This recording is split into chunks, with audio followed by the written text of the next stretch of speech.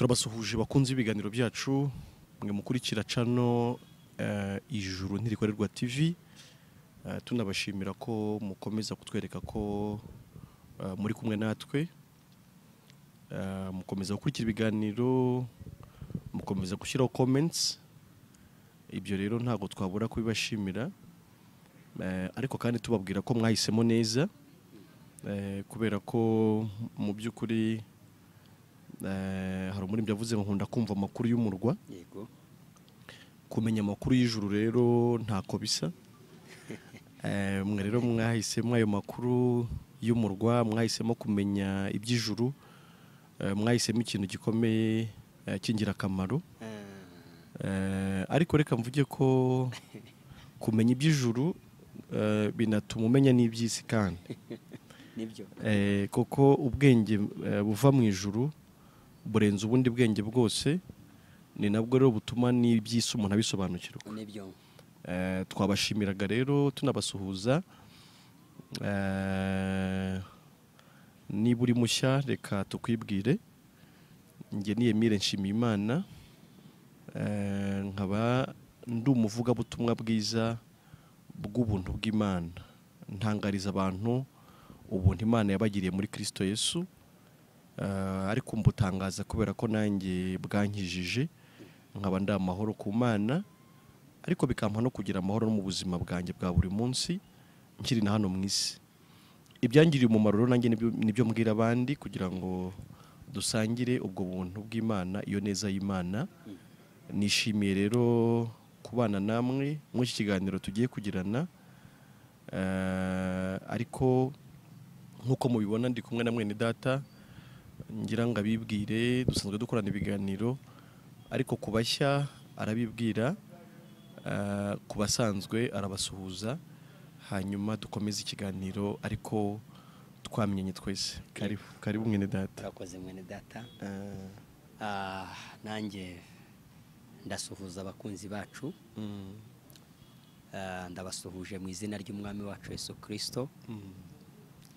Ariko kandi nkanibwira n'abandi bashya bazakurikira iki kiganiro. Yego.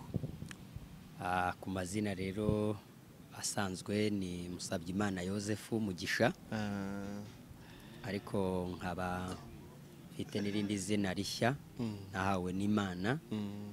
Ndi umukiranutsi ku bwa Yesu, mbikesha igikorwa gikomeye Imana yankoreye muri Kristo Yesu.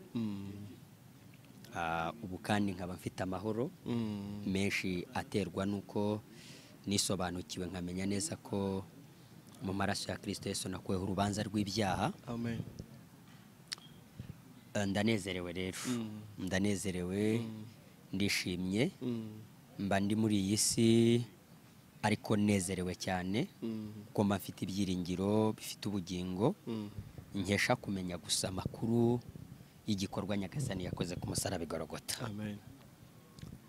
Ikaze rero ku bakunzi bacu, turabakunda cyane, n'abandi bazatega amatwi iki kiganiro. Nababwira gukomeza gutega amatwi, kubera ko uyu munezero dufite natwe niwo tuba tugira ngo dusangize abandi. Amen.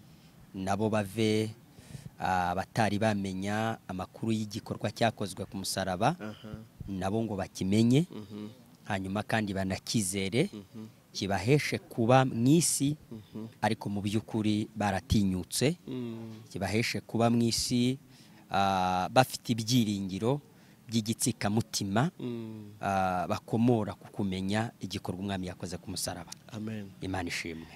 Imana ishimwe, ndetse ihora ishimwa. Amen. Ariko ishimwe nyine nabo yagiriye neza. Nibyo. Kubera ko ujya gushima abafite icyo aheraho, cyangwa se kimutera iryo shimwe. Yego. Abashima Imana rero ndetse n'abayishimisha ubundi nabera abakiranutsi, ab'Imana yambitse kwera kwayo. Nibyo. Nibo babasha kwishima nyine bayishimira uko kwera kwayo nibyo yabahaye. Gushimira Imana rero burya binaterwa n'igihe umuntu yaba yaramaze yumva ashaka kuba uwera, yego, yumva ashaka kuba umukiranutsi, yego, ariko mu by'ukuri ntibikunde. Mbese ubundi umuntu yashima hashingiye ku gikorwa ndengakamere yakorewe ariko watari kubasha kwikorera. Noneho wagikorerwa ugashimira uwakigukoreye, yego, mu by'ukuri nk'uwagukuye aho utari kwikura, nk'uwaguhaye icyo utari kwihesha, yego, mu mbaraga zawe no mu bundi buryo bwose bwawe, yego, wabasha gukoresha. nibyo. Tuba dushimira Imana rero kwera kwayo yaduhaye, ariko nyuma y'uko twe tunaniwe kwigira abera, byaranze bitashoboka, bitari no gushoboka. Yego, twaragerageje, yego, byose bishoboka. Twabwirwaga n'abantu, natwe ubwacu twibwiraga bijya gusa naho ari iby'Imana, ariko bitari byo. Yego, kuko urumva haba hariho abatubwiraga ko tugomba kwera, ariko nanone binyuze mu kwiyeza, binyuze mu gusaba Imana imbabazi, binyuze mu gusenga amasengesho menshi ashoboka. Yego, yose turayakora. yego, ayo twakoreshwaga n'ayo tubwiwe, n'ayo twikoreshaga natwe ubwacu, uko twabaga turemerewe dushaka kwera nyine. Yego, ariko bikanga. Yego, bikanga. Nibyo, nk'ubu turi mu mpera z'umwaka, ubu abantu baba bari gusenga ngo Imana ibarinde impanuka, ibarinde impfu zitunguranye, basoza umwaka amahoro. Ubu abantu bafite ubwoba burenze ubwo bari bafite umwaka utangira, kandi ubu buri abantu benshi motiramu irabinamugeza agakomesha ati mw'izina rya Yesu. Yego, nuko bameze. Yego, yego, ariko byose bikajyana na kimwe twavuze cyo kwera umuntu ataba afite. Nibyo, kwera, kuba umukiranutsi. Impamvu dutinda kwikinuka ari cyo soko y'ibindi byose. Yego, kuba uwera ku Mana, kuba umukiranutsi ku Mana, kuba nta rubanza ufite ku Mana, bituma byose bikubonerera. Nibyo, byaba kubaho, byaba urupfu, byaba ibiriho n'ibizaza, byose uba wumva nta kiri hejuru y'ubushobozi bw'iyera ari nawe kugize uwera, bityo ukumva uko byaba biri kose wa wundi ubitegeka, yego, azaguha kubinyuramo neza nk'uko bikwiriye. nibyo, kandi ukumva ibyo yagena ko unyuramo byose ntacyo byaba bitwaye, hashingiye ko ibyo bayifuza kutugirira ari ibyiza, atari ibibi. Nibyo. Uko kwera rero niko banga rikomeye abantu bakeneye guhishurirwa, uburyo umuntu yaba uwera, uburyo umuntu yaba umukiranutsi, uburyo umuntu yaba mu isi ariko azi ko akundwa n'Uwiteka, yego, azi ko Imana imwemera, azi ko ari umwana w'Imana, ko yatsindishirijwe, ko yakuweho urubanza, ko nta kibazo afitanye n'Imana. Niryo banga rya byose. Nibyo. Ubu rero hariho noneho Noheli. Yego, urebye niyo iri hafi aha. Niyo iri hafi aha ngaha. Iri hafi aha. Abantu bari kwitegura Noheli. Yego. Ariko iyo ukurikiye amateka y'ibyo abantu bita Noheli, kuko urumva twese tuba tuvuga ibyo twanyuzemo, ibyo twabayemo. Ubundi nkiri mutoya, ngewe nari nzi ko kuri Noheli bagomba kungurira imyenda mishya. Yego. bakampa n'ituro yego mbo nkajya mu misa yego muri misa ya Noheli. yego hari n'igihe habagaho gutanga impano kuri Noheli ku buryo abana baje mu misa babaha impano. nibyo ubahaye biswi, ikayi, bombo, ikaramu, mbese utuntu tumeze gutyo, yego ku buryo umwana waje mu misa ya Noheli atabura akantu bamuhereza cyura. yego ntekereza ko wenda byabaga byarateguwe n'ababyeyi bagatanga contribution yego yo kugira ngo abana bazabone utwo tuntu yego mu gihe baje mu misa ya Noheli. Ariko ukaba uzi neza ko nunataha nugera mu rugo urasanga inyama nazo zateguwe. byajyaga gusa nk'aho ari itegeko kuri Noheli kurya ngo neza yoke agasosi, yego, utuntu dukaranze, yego, kuri Noheli yego, byajyaga gusa nk'aho ari itegeko. ndetse ku buryo utabibonye yumva we afite ipfunwe cyane.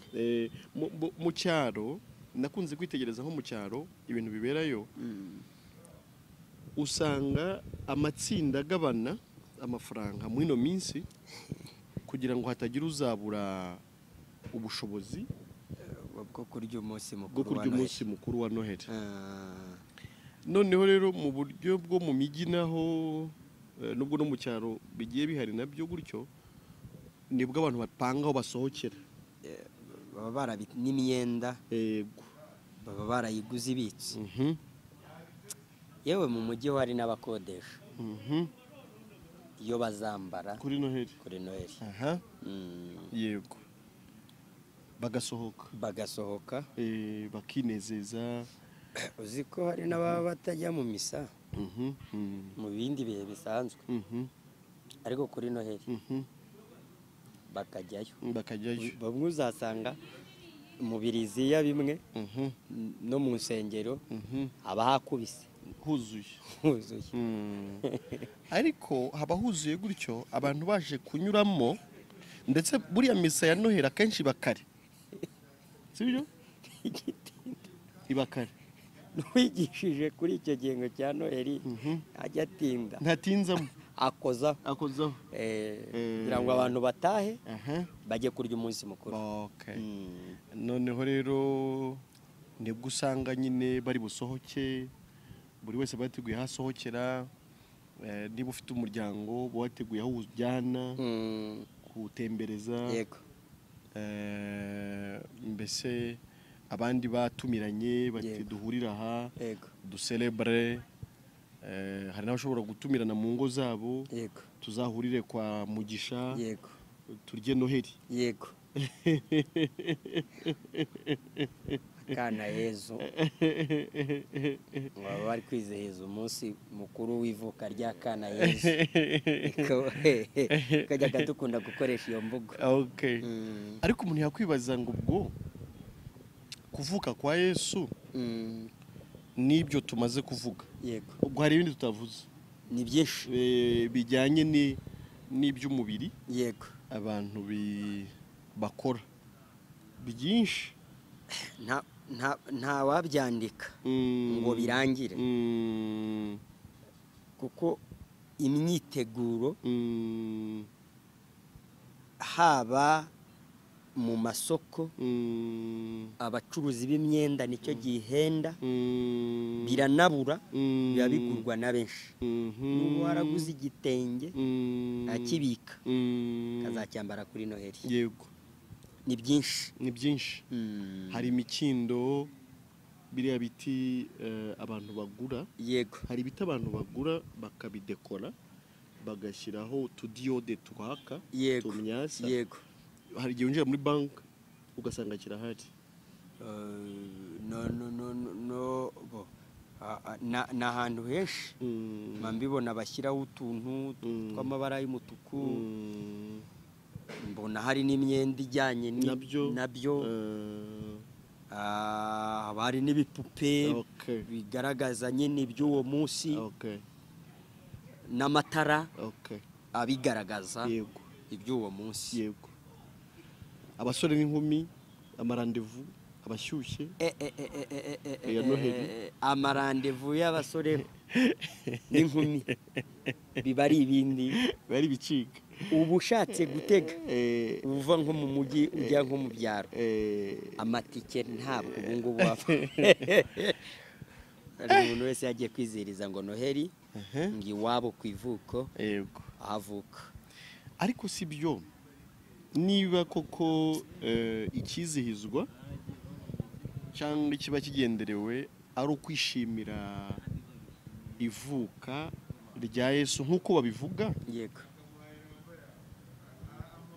ubwo byahurira he no kurya, byahurira he n'imyenda, byahurira he no kunywa ndetse bagasinda, no gusohoka, byahurira he no gusohoka, mbese ubwo byahurira he no gutaka n'imitako na dekorasiyo zo mu buryo butandukanye.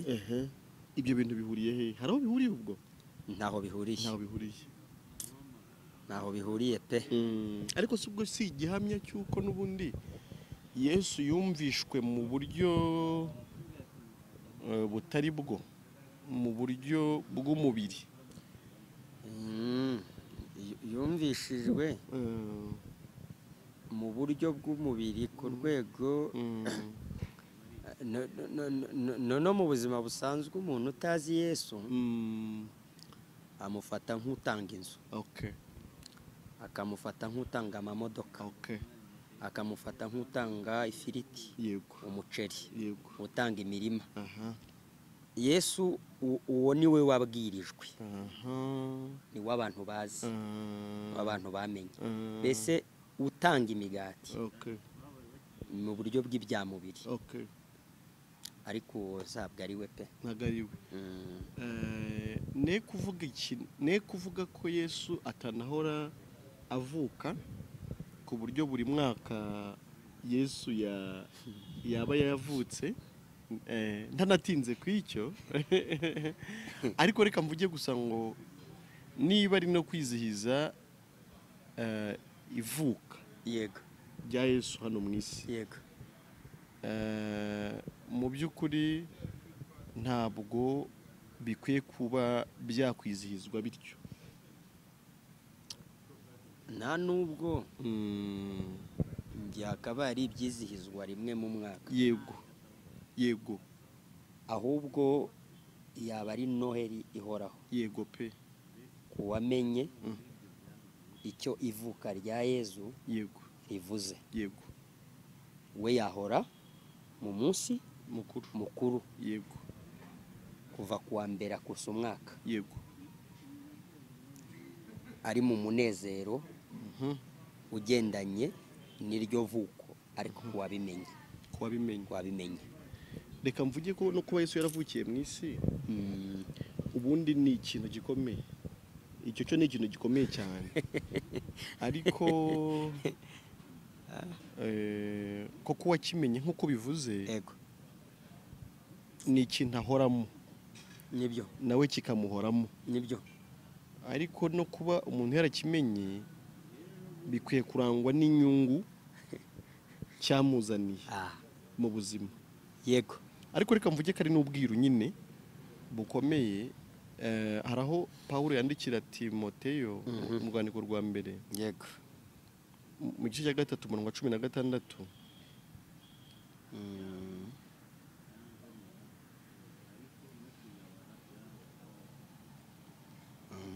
Urwa mbere igice cya 3:16. Yego. Wahageze? Nahageze. Aravuga ngo si ugushidikanya. Ubwiru bw'Imana burakomeye cyane. Yego. Imana kwerekanwa ifite umubiri. Nakumvishije.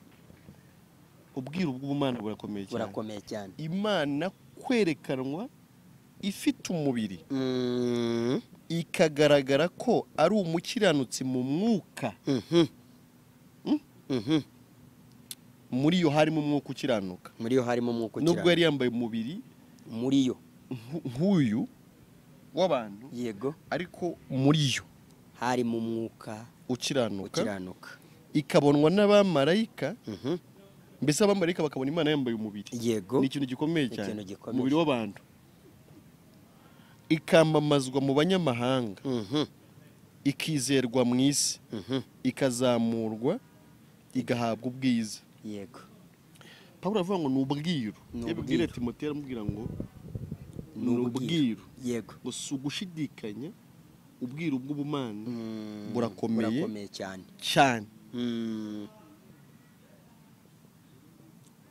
kuki bavuga ko Yesu ari ubwiru urumva ni ikintu cyahishwe gikomeye ariko bisaba kugihishurirwa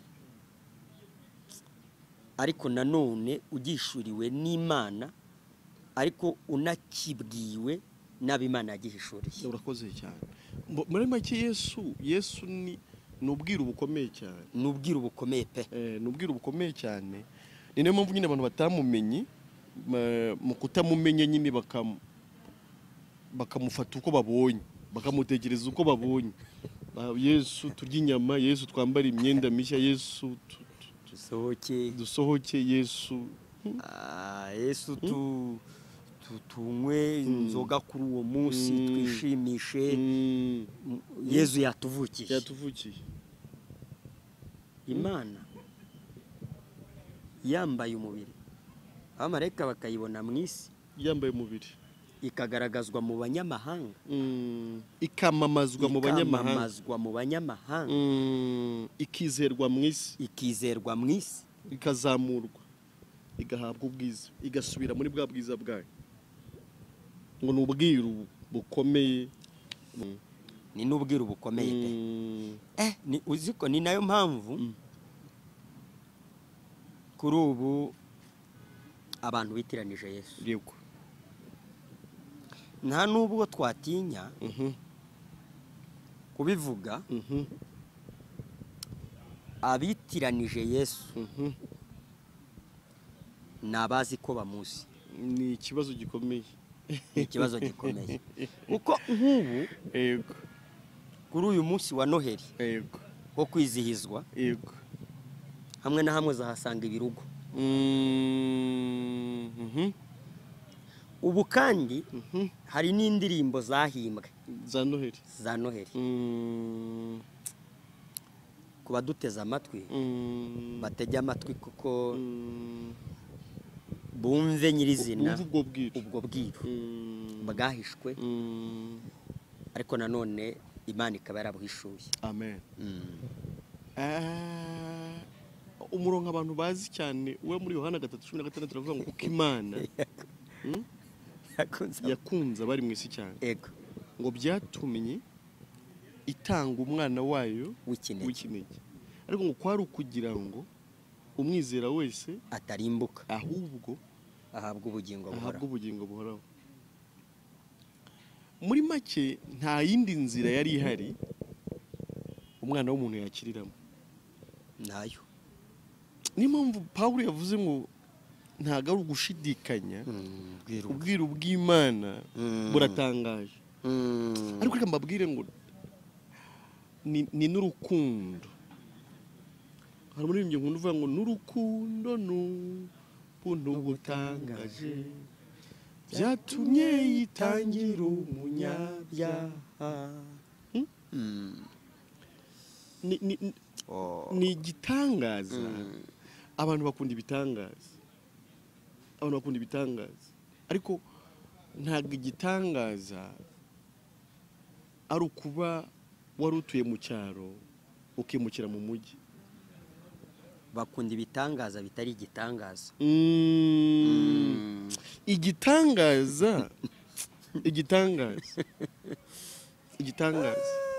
igitangaza amen ni uburyo Imana umuremyi w'isi n'ijuru umugenga wa byose uwahanze byose ubeshaho byose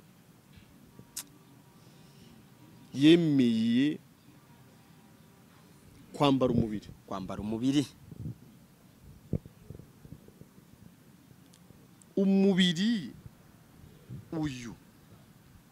umubiri usonza umubiri ubabara, umubiri ubabara, umubiri ucika intege, umubiri ucika intege, umubiri usinzira, umubiri usinzira.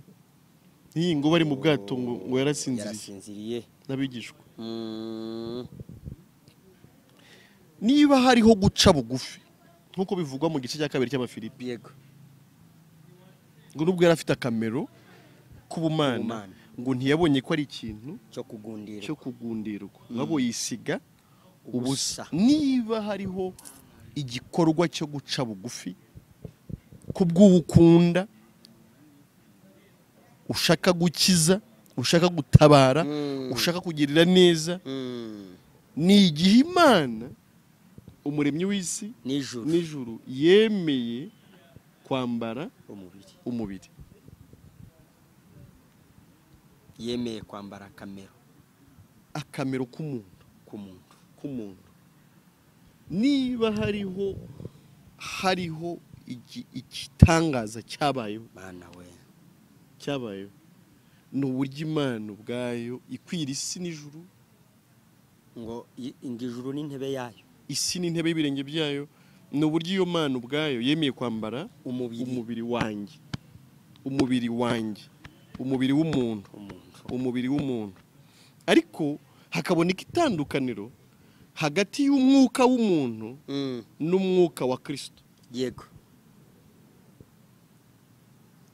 Kuko ngo igahamwa ko ngo ari umukiranutsi he mu mwuka. Nubwo yari yambaye umubiri wacu nk'abantu, ariko ngo mu mwuka yari umukiranutsi. Ubwo muri yo harimo umwuka w'ubumana, nubwo yari yambaye umubiri w'abantu. Ubwo nibwo bwiru bukomeye cyane. Nibwo bwiru. Reka mbabwire, abantu mu busanzwe bakiga Bibiliya, bakaba abahanga mu kuyisobanura, bakagira ubumenyi bwa Bibiliya bukomeye, ariko ubwiru buhishe muri Bibiliya, ni Imana kwihindura umuntu. Ubu nibwo bwiru butangaje, Imana kwihindura umuntu. Yego, ikagendesha amaguru hano mu isi, abantu bakayibona, ikaryama, ngo n'abamarayika bakayibona. Imana umuremyi wa byose, nibwo bwiru butangaje. Ibyo rero kuwabimenye ni ikintu gihindura ubuzima bwe bwose. Kuki Imana yihinduye umuntu ikambara umubiri, nicyo kintu kirimo gikomeye. Yikaba ikiranuka nubwo yambaye umubiri w'abantu. Yabikoreye iki? Kuki Imana yakoze icyo, ikambara umubiri w'abantu? Yego, nuko yarije kuba umucunguzi w'abantu. Amen. Kandi ntabwo yari kuba umucunguzi atabanje kwigaragaza no kugaragara mu buryo bw'abantu, ariko atari umuntu, asa n'umuntu, ariko ari Imana. Amen. Ubwo Kristo yambara umubiri, yego, cyangwa se Imana yambara umubiri, yego, ariko yikaba ikiranuka, yego, mu mwuka. Byari bivuze ko ibyo umuntu yananiwe gukora, nicyo byari bivuze, ibyo umuntu yananiwe gukora, habonetse undi muntu ugiye kubimukorera, akabinonosora. Urumva? Yesu se naje kuba umuhuza,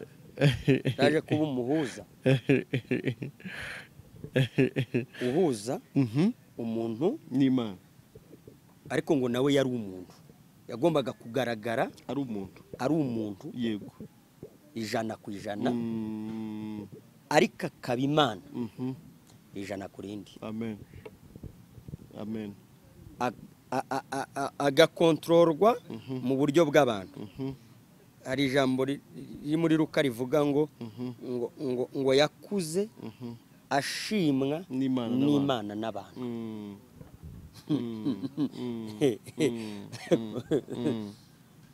Yego. Agashimwa n'Imana kuri bya bintu byadutsinze.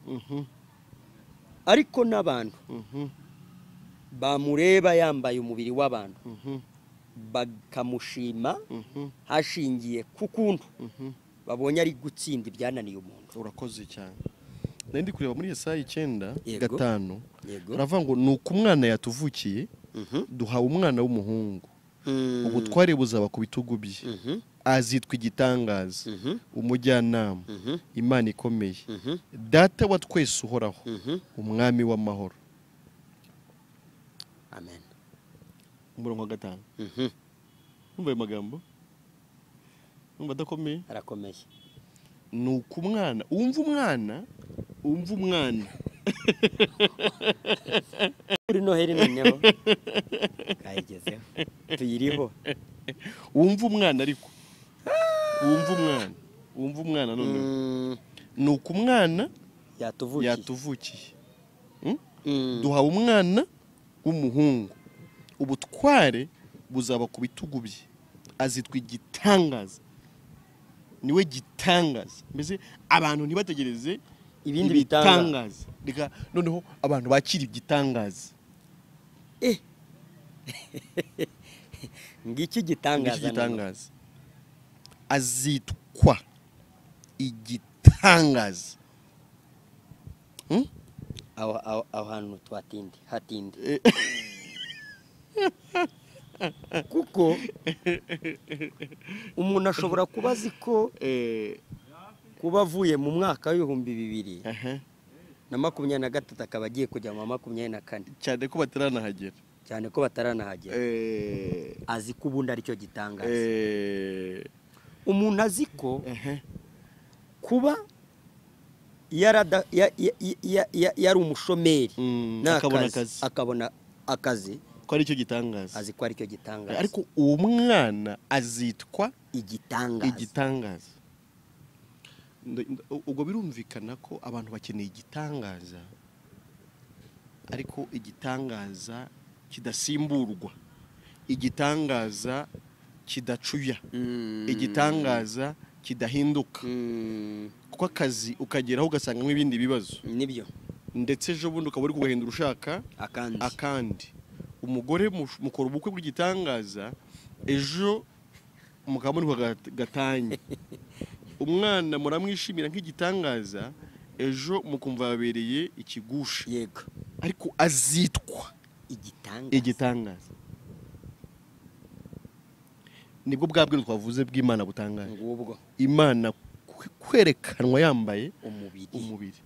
Nicyo gitangaza cyabaye. Nicyo kiriho ariko ni nacyo kizabaho kuzageza iteka ryose. Nta kindi gitangaza kizabaho cyasimbura icyo ngicyo. Nguwo ngazitwa igitangaza. Amen. Amen. Abantu nibazi bakiri igitangaza. Mu mpera z'umwaka bakire Noheli.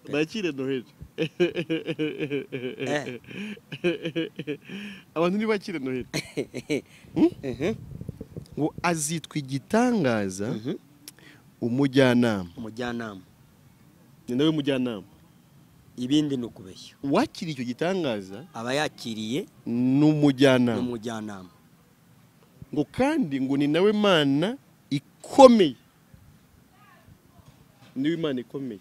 Aho bigiye kubera ubwiru bw'Imana butangaje ni uburyo Imana ikomeye ivukiye abantu. Igitangaza umujyanama Imana ikomeye. Yego. Ije mu isi yambaye umubiri w'abantu. Imana ikomeye. Data wa twese uhoraho umwami w'amahoro. Tekereza umwana akaba na data wa twese. Akaba umwana akaba data wa twese akaba umujyanama akaba igitangaza, akaba n'ubutware, umwami w'amahoro buri ku bitugu bye. yego, akaba n'umwami w'amahoro. amen, amen. Noneho rero abantu be gutekereza akana kavukiye mu kiraro. Aho niho Yesu atumvikanira mu mitima y'abantu, aho ni naho Yesu atagira umumaro mu mitima y'abantu, kubera ko bamutekereza nanone mu buryo bw'abantu busanzwe. Ariko abantu be kumva akana, ahubwo bumva Imana ikomeye, data wa twese uhoraho,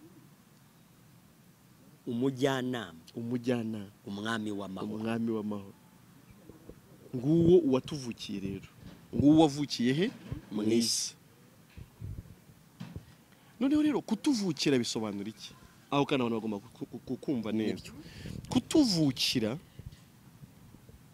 nubona ko ndiho ubu, yego, ndagaragara nyine ko ndahari, yego, ariko ndiho hari undi muntu wamvukiye ryari kera cyane, na mbere yuko nge mvukira muno mubiri. Nibyo. Hari uwamvukiye ntaranabaho. Nibyo. Ariko yamvukiye kubera iki? Yamvukiye kubera ko yarazi ko nge nimvuka ntazabasha gukora ibishimwa n'Imana. Nibyo.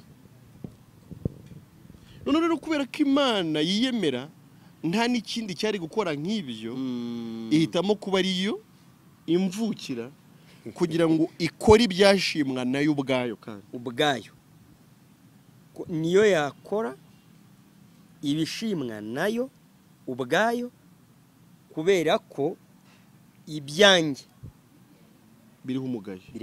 Amen. Ngiki cyabaye rero nuko kubera ivuko rya mbere ryo kwa Adamu, twese twagiweho n'umugayo. Yego. Twese twahindutse abanyabyaha, nta wakora ibyiza n'umwe ngo bikunde. Yewe no mu bizima habuzemo uwadukiza, no mu bakuru haburamo uwadukiza, ariko Imana ishima kutuvukira. Imana ishimwe cyane. Ubwo niyo mpamvu havuze ngo umwana yatuvukiye. Amen, amen.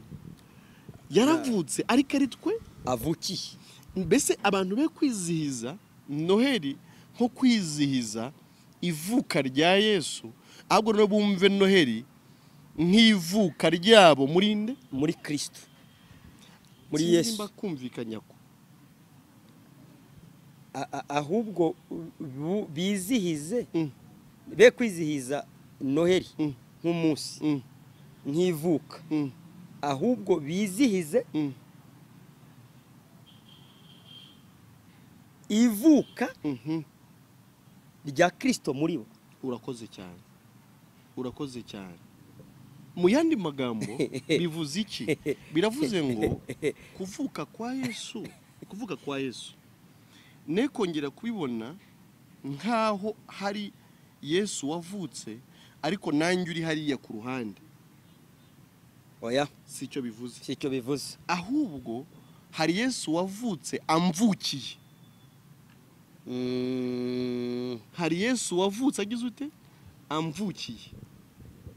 Mu yandi magambo ubwo Yesu yamvukiye, ninge wavutse muri Yesu. Kuvuka kwa Yesu ni ivuka ryanjye muri we.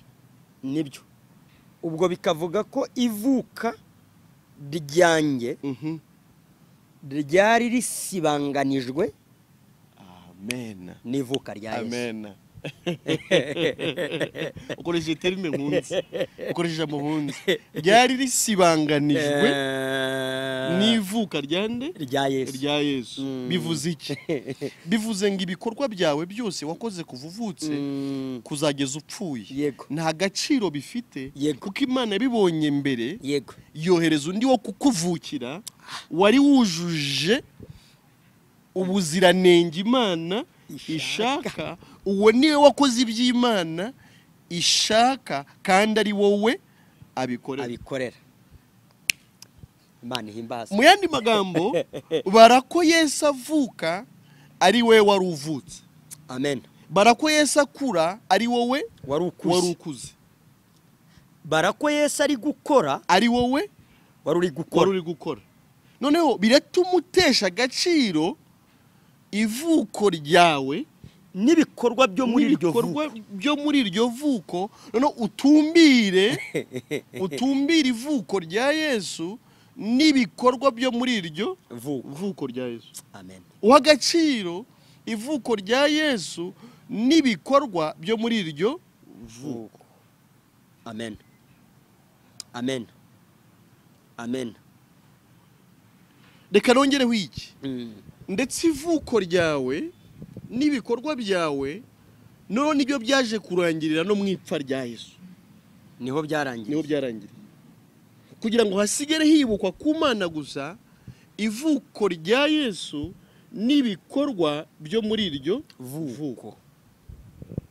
Umwana yatuvukiye. Kutuvukira nicyo bivuze, nuko ivuko ryacu n'ibikorwa byacu byataye agaciro, ahubwo Imana igasigara ireba ivuko ry'uwatuvukiye n'ibikorwa by'uwadukoreye. Erega niyo nkomeza kumva ivuko, n'abamarayika babibwiye babungeri nko mu bice 2 muri Luka. Yego.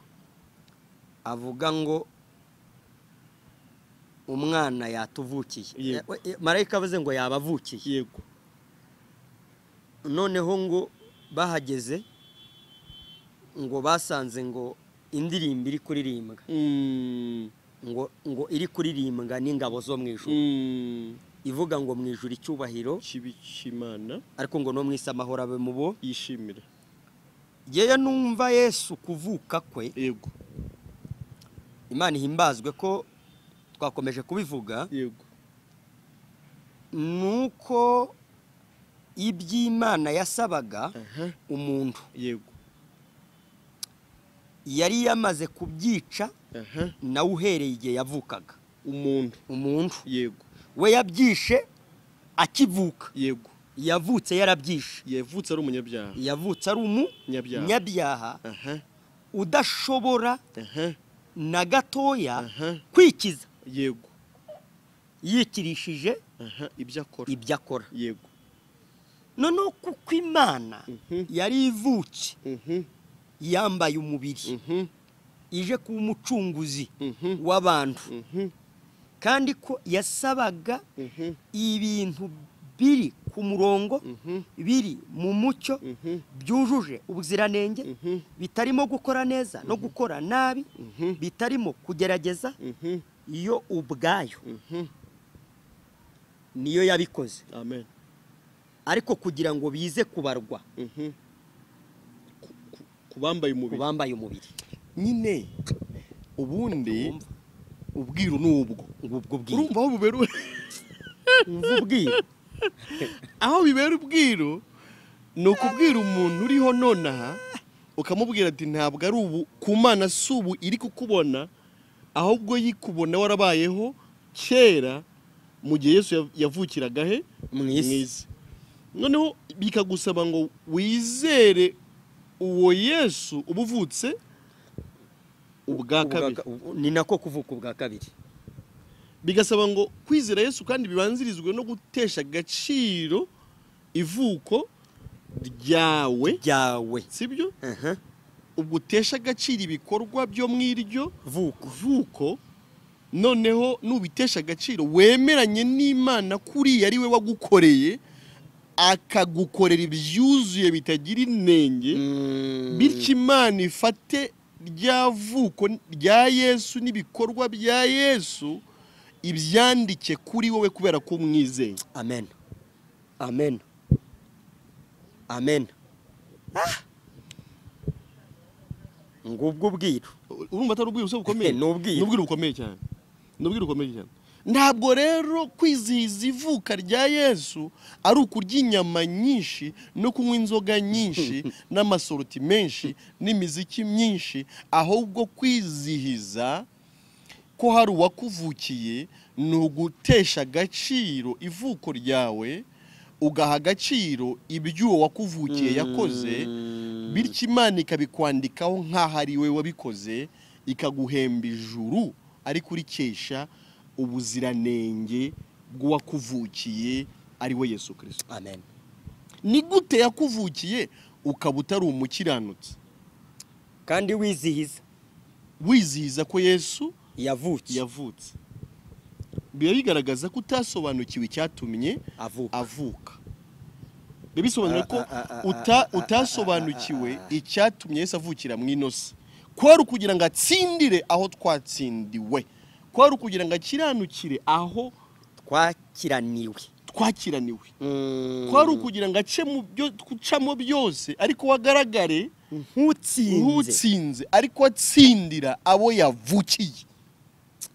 Ubwo yatsindaga twari dutsindishirijwe. Amen. Ubwo yaratsinze twari tugizwa bera. Amen. Muri we. Amen. Ngicyo rero icyo kuvuka kwa Yesu byakabe bimarira umuntu wari we wese. Kabiri, ndashaka kuvuga ko azitwa umwami w'amahoro. Reka mvuge ngo impamvu udafite amahoro nubwo uri kwishimisha, nubwo niyo myenda mishya wayiguze ikaba nta mahoro izaguhesha, nubwo uzasohoka bikaba nta mahoro bizaguha, nubwo hari byinshi uzakora winezeza, nubwo uvuga ko uzanarya neza ariko bikaba bitazaguha amahoro, nuko ahubwo utasobanukiwe iby'umwami w'amahoro. Yesu ahindutse umwami w'amahoro kubera ko nta mahoro y'umunyabyaha kandi gukiranuka bikaba byarabonekeye muri Kristo. Ubwo bikaba bivuze ngo impamvu nta mahoro nuko utigeze utunga muri wowe umwami w'amahoro. Urakoze cyane. Kandi kutamutunga muri wowe nuko wakomeje wowe kwitekereza nkaho wakiranuka ku bwawe, noneho ibyo wakiranutsemo akaba ari by'Imana ikwemereramo, ikaba idashobora kwigenda rimwe kwemera igendeye ku byo wowe ukora. Uko bikaba ari byo byitwa no guhusha kwakira umwami w'amahoro. Urakoze cyane. Nibyo. Ubwo kwizihiza Noheli kwawe bikaba ntacyo bivuze, bikaba nta nicyo bimaze. Icyaka kugiriye umumaro no gusobanukirwa iby'uwo mukiranutsi wakiranutse mu cyimbo cyawe, hanyuma ukamwizera ukabarwaho gukiranuka kwe, noneho nawe ukabana n'Imana amahoro, uri intungane ubikesha gukiranuka kwa Yesu Kristo. Ubwo ukabaho utizihiza Noheli nk'umunsi. Urakoze. Ahubwo ukinjira muri Noheli y'iteka ryose. Noneho ahubwo iminsi mikuru reka mvuge ngo ukayihoramo kubera ko noneho wagize amahoro y'iteka ryose, ukaba muri Noheli y'iteka ryose, ukesha ayo mahoro ukomora kuri Yesu Kristo. Ugahora mu birori. Ugahora mu muhimbazo. Ikindi abantu bashaka gukomera ariko ngo azitwa n'Imana ikomeye. Reka mvuge ngo wakiriye uwo akomereye muri we kuko yakiriye Imana ikomeye. Bityo kuba isi ivuga ko udakomeye hashingiye kuri indikateri yashyizeho, hashingiye ku byo yo yashyizeho yita gukomera, ntacyo biba bikivuze kuko utunze Imana ikomeye nawe ugakomerera muri yo. Nibyo. Data wa twese uhoraho. Ubwo nta bupfubyi bugihari. Niba habonetse data wa twese ugize ute? Uhoraho. Nubundi nyine wari uhari we ntiyari guhoraho. Yego. Data wa twese uhoraho Imana. Amen. Ubwo dukuyeho n'ubupfubyi mu izina rya Yesu. Ubwo nukuvuga ngo nukubaho uzi neza ko data wa twese umujyanama ariyo papa wawe. Urakoze cyane. Data wa twese Imana ikomeye, umwami w'amahoro, ukaba mu bwami bw'amahoro, nyir'ubwami ari so kandi ari Imana ikomeye. Bivuze iki? Bivuze ngo ubwo so akomeye kandi akaba ahoraho. Ubwo iso ari Imana ikomeye kandi ihoraho. kwiganyira ni ukubusa kwiganyira ngo uyu mwaka wari bitaragenze ni ukubusa ariko ni impamvu uyu munsi wumve Noheli icyo ari cyo wakira ivuko rishya uvuke kuri uwo ube wakiriye papa ube wakiriye igitangaza ube wakiriye amahoro ube wakiriye umujyanama mbese ube wakiriye n'ubutware amen mbese ku buryo kumva ko ari icyo ubura bikurwaho no kumenya icyo wakiriye no kumenya ko muri uwo nta kibura kuko niwe waremye byose niwe ubeshaho byose nawe akira umubyeyi nawe tungira muri we nawe komerera muri yo kubera tuvuye ngo ni Imana ikomeye umwami w'amahoro nawe wakirira amahoro muri uwo nguwo iyo niyo Noheli iryo niryo vuko rishyashya uwo niwo munsi mukuru ibyo nibyo birori kandi bitigera birangira ahubwo nibyiteka ryose ubwo ntabwo byumvikanye noneho ko kuvuka kwa Yesu ariko kwadukijije ivuko ribi ubwo ntabwo byumvikanye ko umuntu utazi icyo Yesu yavukiye titire yaba afite iyo ariyo yose mu idini iryo ari ryo ryose akaba atazi icyo Yesu yavukiye ko kwari ukugira ngo muri we duhinduke abakiranutsi tubikesha iryo vuko ibyo bindi ibitari ibyo ubwo ni ukubeshya ariko reka mvuge ngo he no kuba mu idini runaka ahubwo reka mvuge ngo uwo uri we wese wowe ukurikira ikiganiro cyangwa uzagikurikira ariko ukaba utarahawe iryo vuko ukaba utararyakiriye se kubera ko nta n'utararihawe uretse kutaryakira kw'abantu ivuko ryose rindi wakwirata kuvuga ngo navukiye muri Amerika navukiye mu Burayi navutse ku mubyeyi runaka navutse ku mubyeyi ukize oya navukiye mu mujyi navukiye ahantu hameze hate ibyo ntacyo biza kumara turi kubona ko mu by'ukuri hari irindi vuko rishya ry'icyubahiro ry'agaciro kubera ko ayo mavuko yose ntiyagukiza umuriro utazima urakoze cyane ahubwo ivuko rya Yesu niryo ryadukijije gihenomwe uretse n'umuriro utazima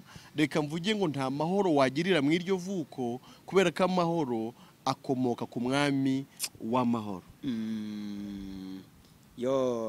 ntacyo kwirata kiri mu ibyo byose uwirata wese yirate uwiteka umwami w'amahoro data wa twese uhoraho Imana ikomeye umujyanama ngo umujyanama igitangaza ngo iki gitangaza ntabwo igitangaza ari uko urangije PhD degree ntabwo igitangaza ari uko wubatse etaje mu mujyi wa Kigali ntabwo igitangaza ari uko ufite ubwene gihugu bwa Amerika ntabwo igitangaza ari uko ubonye akazi gakomeye ntabwo igitangaza ari inshingano nshya baguhaye ntabwo igitangaza ari uko warongowe ntabwo igitangaza ari uko warongoye ntabwo igitangaza ari uko wabyaye abahungu n'akobwa ntabwo igitangaza ari uko nawe wahetse ku mugongo ntabwo igitangaza ari uko usigaye wambara imyambaro ukaberwa ntabwo igitangaza ari uko usigaye urya ifiriti mu mibyizi n'umuceri ntabwo igitangaza ari ibyo bindi igitangaza ni Kristo muri twebwe igitangaza nuko uwo mwami w'amahoro ari umwami wacu nuko ari twe yavukiye nuko yaduhesheje ivuko rishya tukaba bazima muri we tugakomerera muri we tukaba abanyabwenge muri we tukagira umujyanama tukagira umubyeyi ukomeye udapfa utarwara udasinzira uhora ari maso abereye maso abamwizera bose amen ngiyo Noheli ngiye cy'igitangaza ngiyo Noheli ngiyo Noheli nta yindi yindi nta kindi gitangaza cyabayeho Oya. nta kiriho nta n'ikizabaho Ntacyo. igitangaza ni Yesu wavukiye mu isi kugira ngo atubonere ivuko rishyashya abamwizeye bahinduka abakiranutsi kubwe abamwizeye bahinduke abana bisumba byose abamwizeye bahinduke kuko data wa twese uhoraho yasimbuye data upfa udahoraho kandi ubwahoraho nawe yabyaye abahoraho Imana ishimwe cyane muri we nyine Imana ishimwe cyane Imana ishimwe muri uwo ubwo none nikitwa ubugingo buhoraho se n'icyakumvikana ubwo cyumvikanye ndicyakumvikana muri uwo rero niho turi gutangaza intsinzi ku rupfu nibyo tugatangaza ubugingo no kudapfa hashingiye kubona no tugiye kuvukaho Imana ishimwe Imana ishimwe wowe rero ukiri kure wowe kibaza ngo byagenda gute nawe imiryango irakinguye ugurura ahubwo uyu munsi ni wumva ijwi ry'Imana we kwinangira umutima nawe wizere ko wababariwe ku bw'uwo wizere ko watsindishirijwe ku bw'uwo wizere ko wemewe ku bw'uwo wizere ko avuka ari wowe yavukiye wizere ko ibyo yakoze ari wowe yabikoreye wizere ko atari wowe wabyikoreraga wizere ko kandi ibyawe biteshejwe agaciro byaba ibyiza ndetse n'ibibi reka mvuge n'iki ngiki nibyo hari byinshi byakubayeho uyu mwaka nibyo ariko irebere muri Kristo utesha agaciro ibyakubabaje n'ibyishimo bipfuye wishimira ibyishimo bizima n'amateka mabi yose asibangane wakira amateka mashya yo mu Mana wirebeye muri Kristo Yesu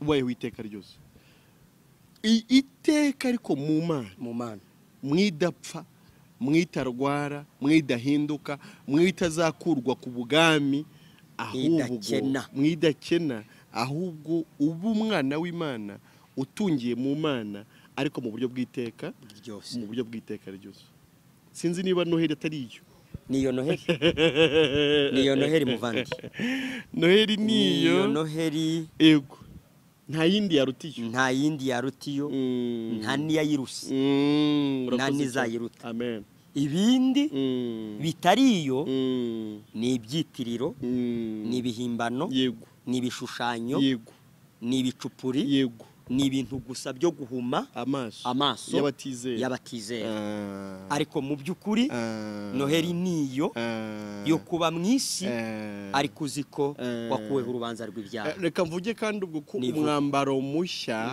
wa Noheli nawo waratanzwe tuwusanga muri Yesaya n'ubundi mu gice cya 61 umurongo wa 10 n'uwa 11 haranditse ngo Imana ngo yanyambitse umwambaro w'agakiza ngo n'umwitero wo gukiranuka reka mvuge ko umwambaro wa Noheli nawo urahari kandi uri gutangwa ku buntu abantu bakire n'umwambaro wa Noheli bawambare baberwe byiteka ryose kandi uwo mwambaro ahandi Yesu aravuga ngo urya unjya azabaho iteka ryose reka mvuge ngo n'umutsima wa Noheli nawo urahari n'abantu nibarye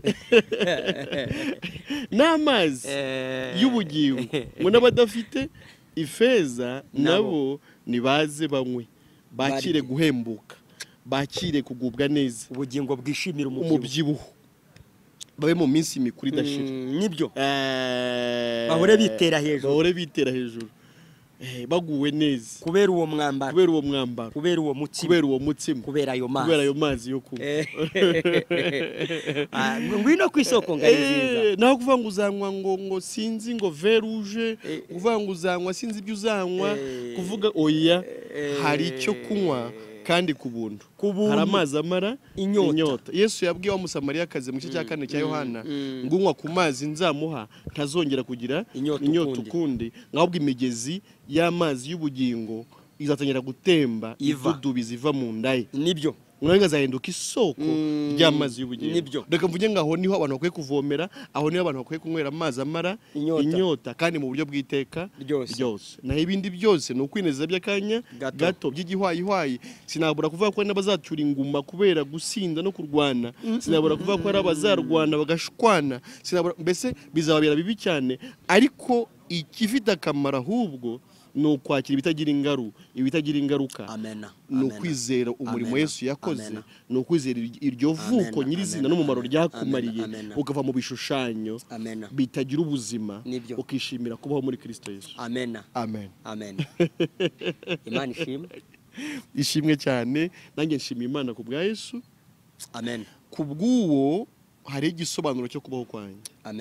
Ku bw'uwo sinkibarira mu myaka ngo mvuge ngo umwaka uri kurangira, ahubwo data wa twese uhoraho. Nibyo. Ubwo nanjye nahawe guhoraho iteka. Sinkibara rero bishira iby'akanya gato, ahubwo ndabara iby'iteka ryose. Ku bw'uwo ndanezerewe, ku bw'uwo ndamahoro, ku bw'uwo nguwe neza, ariko iyo neza nagiriwe nanjye niyo mba ndi gutangariza abandi. Imana ishimwe. Nanjye ndayishimiye. Yego.